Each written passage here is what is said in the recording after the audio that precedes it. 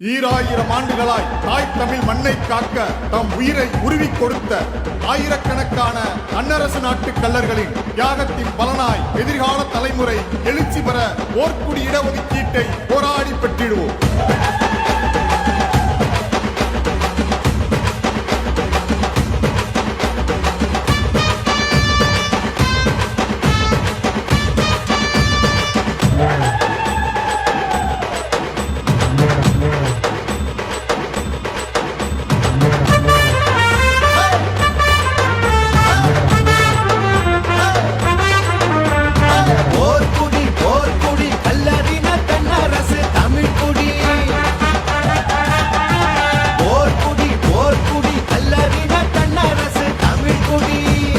தன்னரசு கள்ளர் நாட்டின் தன்னிகரில்லா இளவல்களுக்கு குலவணக்கம்.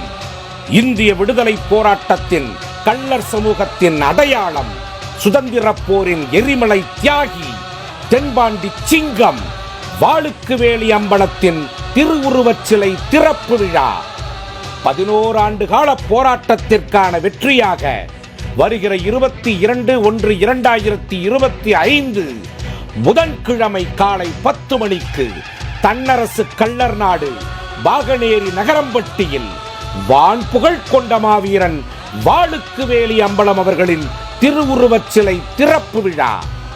கள்ளர் சமூக வரலாற்றின் முதல் அரசு விழா. அரசின் சார்பில் நிறுவப்பட இருக்கும் மூத்த போர்க்கொடியின் அடையாள திருவிழா.